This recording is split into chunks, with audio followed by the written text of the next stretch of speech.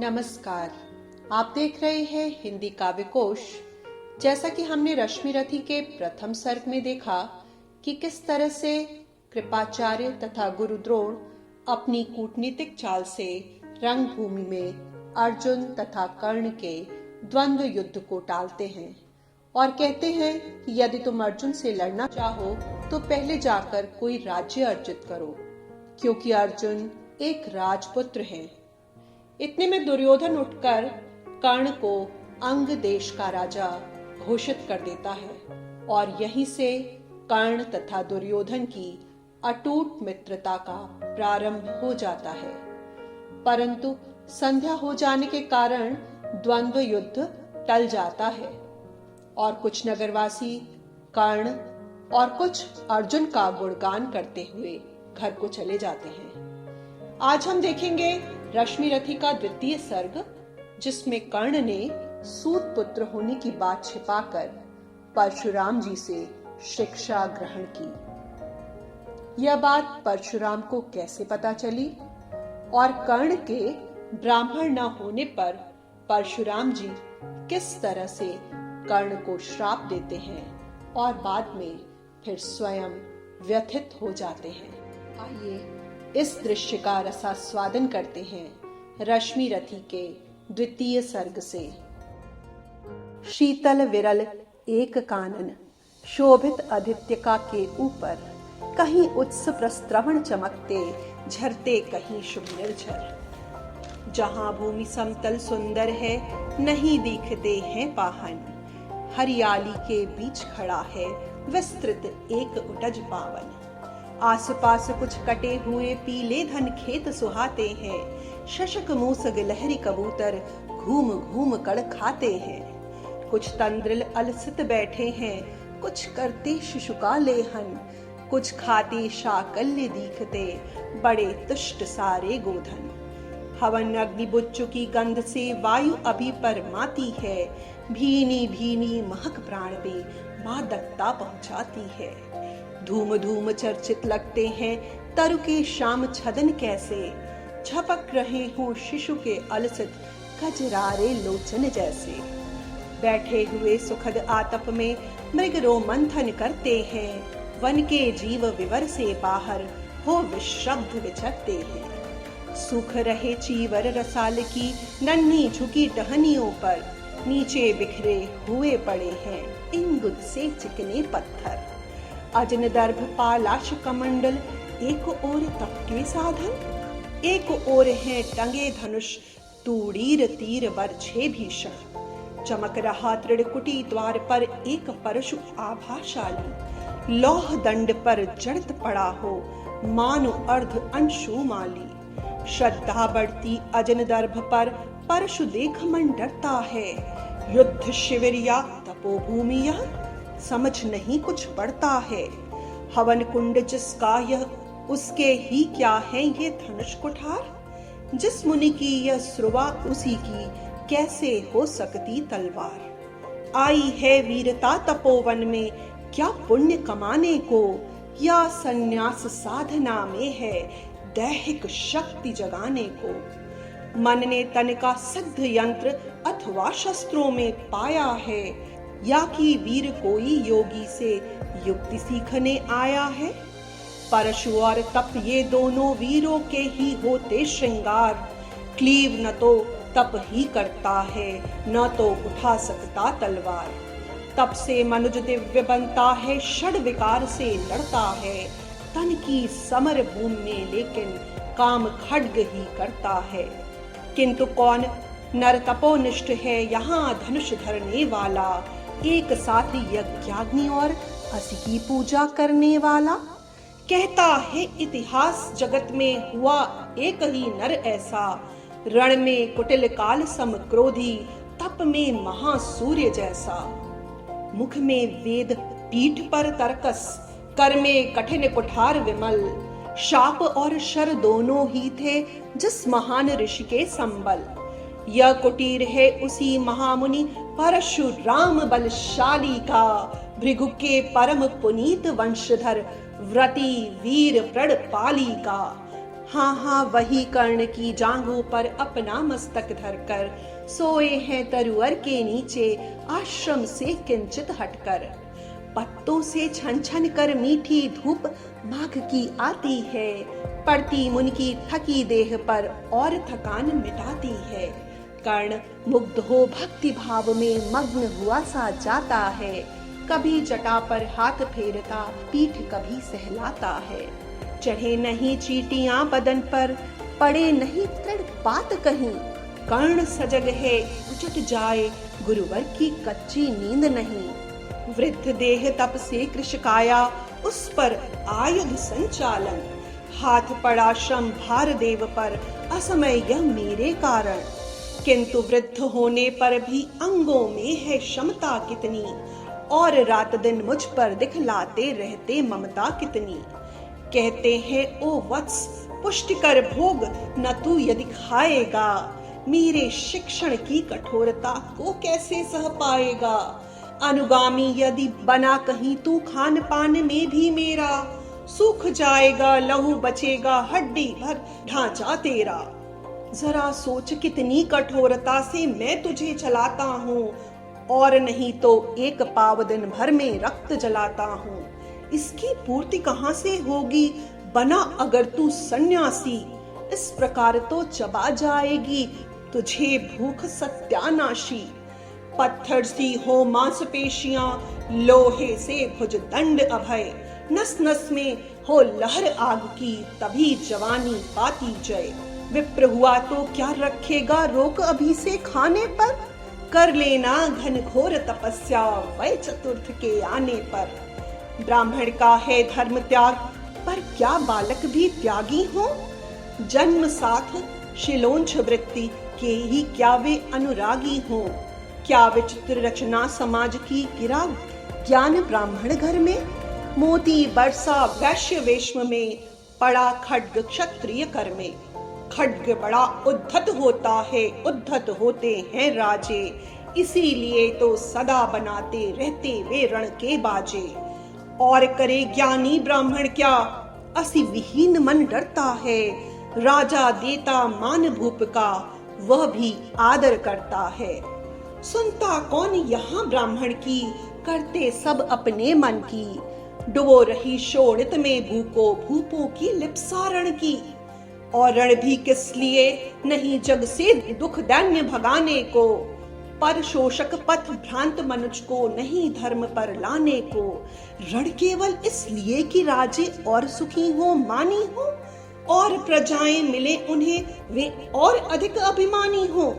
रण केवल इसलिए कि वे कल्पित अभाव से छूट सके, बड़े राज्य की सीमा जिससे अधिक जनों को लूट सके। रण केवल इसलिए कि सत्ता बढ़े नहीं पत्ता डोले, भूपों के विपरीत न कोई कहीं कभी कुछ भी बोले। ज्यों ज्यों मिलती विजय अहम नरपति का बढ़ता जाता है, और जोर से वह समाज के सिर पर चढ़ता जाता है। अब तो है यह दशा कि जो कुछ है वह राजा का बल है। ब्राह्मण खड़ा सामने केवल लिए शंख गंगा जल है। कहाँ तेज ब्राह्मण में अविवेकी राजा को रोक सके।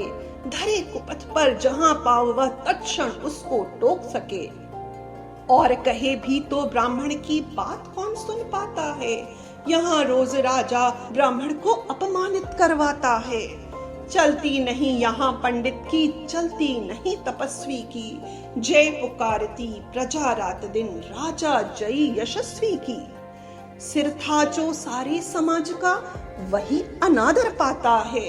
जो भी खिलता फूल भुजा के ऊपर चढ़ता जाता है। चारों ओर लोभ की ज्वाला, चारों ओर भोग की जय। पाप भार से दबी धसी जा रही धरा पल पल निश्चय। जब तक भोगी भूप राजाओं के नेता कहलाएंगे, ज्ञान त्याग तप नहीं श्रेष्ठता का जब तक पद पाएंगे। अशन वसन से हीन दीनता में जीवन धरने वाले, सहकर भी अपमान मनुष्यता की चिंता करने वाले। कवि कोविद विज्ञान विशारद, कलाकार पंडित ज्ञानी। कनक नहीं कल्पना ज्ञान, उज्ज्वल चरित्र के अभिमानी। इन विभूतियों को जब तक संसार नहीं पहचानेगा, राजाओं से अधिक पूज्य जब तक न इन्हें वह मानेगा, तब तक पड़ी आग में धरती इसी तरह अकुलाएगी। चाहे जो भी करे दुखों से छूट नहीं वह पाएगी। थकी जीभ समझाकर गहरी लगी ठेस अभिलाषा को, भूप समझता नहीं और कुछ छोड़ खड्ग की भाषा को। रोक टोक से नहीं सुनेगा नृप समाज अविचारी है, ग्रीवा हर निष्ठुर कुठार का यह मदांध अधिकारी है। इसीलिए तो मैं कहता हूँ, अरे ज्ञानियों खड्ग धरो, हर न सका जिसको कोई भी, भूखा वह तुम त्रास हरो। नित्य कहा करते हैं गुरुवर, खड्ग महाभयकारी है, इसे उठाने का जग में हर एक नहीं अधिकारी है।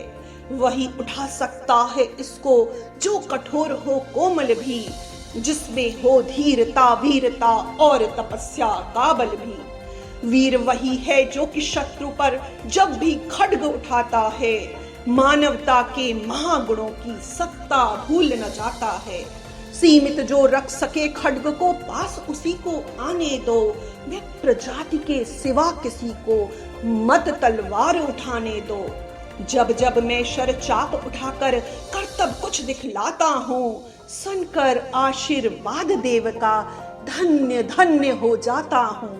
जियो जियो ए वत्स, तीर तुमने कैसा यह मारा है, दहक उठा वन उधर, इधर फूटी निर्झर की धारा है। मैं शंकित था ब्रह्म वीरता मेरे साथ मरेगी क्या, परशुराम की याद विप्र की जाति न जुगा धरेगी क्या। पाकर तुम्हें किंतु इस वन में मेरा हृदय हुआ शीतल, तुम अवश्य ढोगे उसको, मुझ में है जो तेज अनल। जियो जियो ब्राह्मण कुमार, तुम अक्षय कीर्ति कमाओगे, एक बार तुम भी धरती को निःक्षत्रिय कर जाओगे।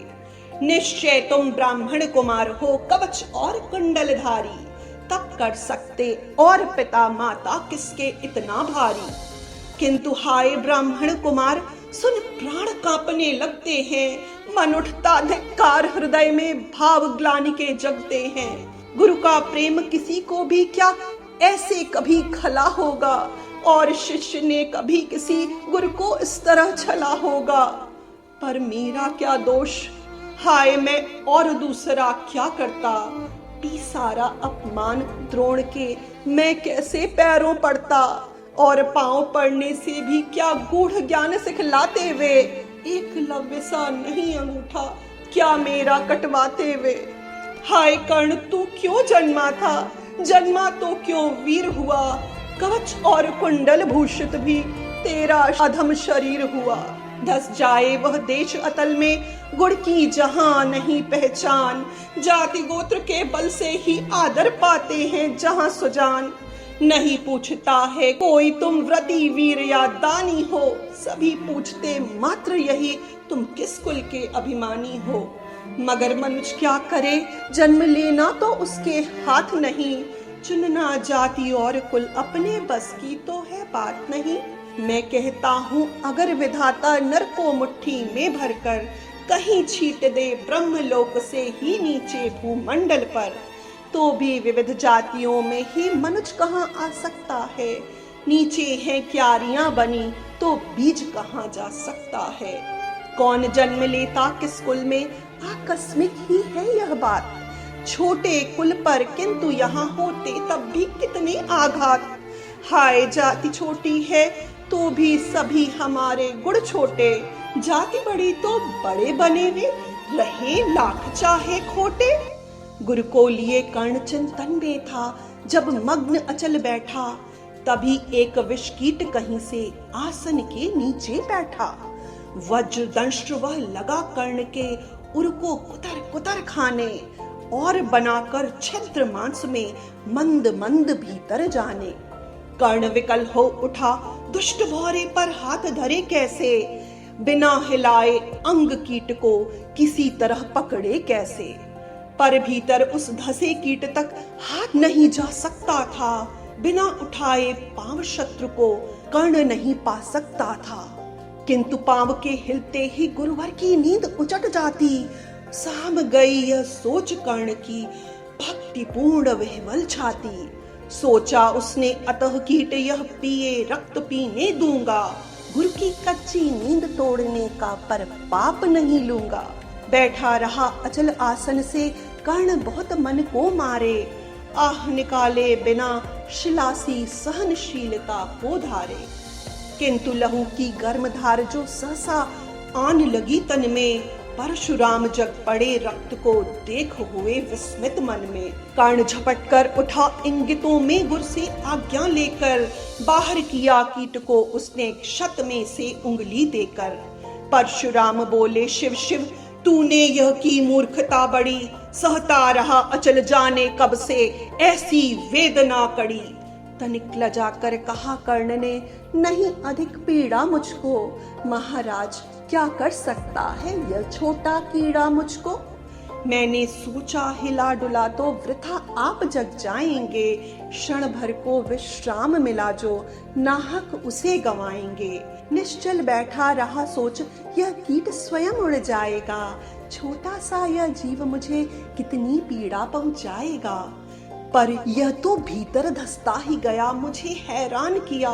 लज्जित हूँ इसीलिए कि सब कुछ स्वयं आपने देख लिया। परशुराम गंभीर हो गए, सोच न जाने क्या मन में। फिर सहसा क्रोधाग्नि भयानक भभक उठी उनके तन में। दांत पीस आंखें तरेर कर बोले कौन छली है तू, ब्राह्मण है या किसी अभिजन का पुत्र बलि है तू। सहनशीलता को अपनाकर ब्राह्मण कभी न जीता है, किसी लक्ष्य के लिए नहीं अपमान हलाहल पीता है। सह सकता जो कठिन वेदना, पी सकता अपमान वही। बुद्धि चलाती जिसे तेज का कर सकता बलिदान वही। तेज पुंज ब्राह्मण तिल तिल कर जले नहीं यह हो सकता, किसी दशा में भी स्वभाव अपना वह कैसे खो सकता।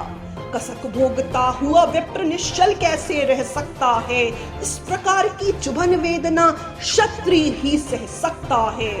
तू अवश्य क्षत्रिय है, पापी बता न तो फल पाएगा, परशुराम के कठिन शाप से अभी भस्म हो जाएगा। क्षमा क्षमा हे देव दयामय, गिरा कर्ण गुरु के पद पर। मुख विवर्ण हो गया, अंग कांपने लगे भय से थर थर।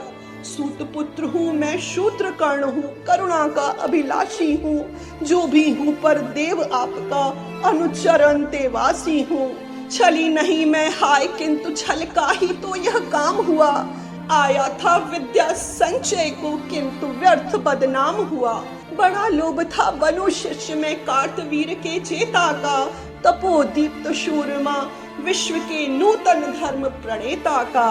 पर शंका थी मुझे सत्य का, अगर पता पा जाएंगे महाराज मुझ सूत पुत्र को कुछ भी नहीं सिखाएंगे। बता सका मैं नहीं इसी से, प्रभु जाति अपनी छोटी। करे देव विश्वास भावना और न थी कोई खोटी। पर इतने से भी लज्जा में हाय गड़ा सा जाता हूँ। मारे बिना हृदय में अपने आप बरसा जाता हूँ। छल से पाना मान जगत में किल्विश है, मल ही तो है। ऊंचा बना आपके आगे सचमुच यह छल ही तो है। पाता था सम्मान आज तक दानी व्रती बलि होकर, अब जाऊंगा कहाँ स्वयं गुरु के सामने छली होकर। करें भस्म ही मुझे देव, सम्मुख है मस्तक नत मेरा। एक कसक रह गई नहीं, पूरा जीवन का व्रत मेरा। गुरु की कृपा शाप से जलकर अभी भस्म हो जाऊंगा। पर मदांध अर्जुन का मस्तक देव कहाँ मैं पाऊंगा। यह तृष्णा यह विजय कामना मुझे छोड़ क्या पाएगी। प्रभु अतृप्त वासना मरे पर भी मुझको भरमाएगी। दुर्योधन की हार देवता कैसे सहन करूंगा मैं। अभय देख अर्जुन को मरकर भी तो रोज मरूंगा मैं। परशुराम का शिष्य कर्ण पर जीवन दान न मांगेगा। बड़ी शांति के साथ चरण को पकड़ प्राण निज त्यागेगा। प्रस्तुत हूँ दे शाप, किंतु अंतिम सुख तो यह पाने दे। इन्हीं पाद पद्मों के ऊपर मुझको प्राण गंवाने दे। लिपट गया गुरु के चरणों से विकल कर्ण इतना कहकर, 2 कणिकाएं गिरी अश्रु की गुरु की आंखों से बहकर। बोले हाय कर्ण, तू ही प्रतिभट अर्जुन का नामी है, निश्चल सखा धार्तराष्ट्रों का विश्व विजय का कामी है। अब समझा किस लिए रात दिन तू वैसा श्रम करता था, मेरे शब्द शब्द को मन में क्यों सी पीसा धरता था। देखे अगणित शिष्य द्रोण को भी करतब कुछ सिखलाया, पर तुझ सा जिज्ञासु आज तक मैंने कभी नहीं पाया। तूने जीत लिया था मुझको निज पवित्रता के बल से, क्या था पता लूटने आया है कोई मुझको छल से। किसी और पर नहीं किया वैसा स्नेह मैं करता था, सोने पर भी धनुर्वेद का ज्ञान कान में भरता था। नहीं किया कार्पण्य दिया जो कुछ था मेरे पास रतन, तुझ में निज को सौंप शांत हो अभी अभी प्रमुदित था मन। पापी बोल अभी भी मुख से, तू ना सूत रख चालक है, परशुराम का शिष्य विक्रमी विप्र वंश का बालक है।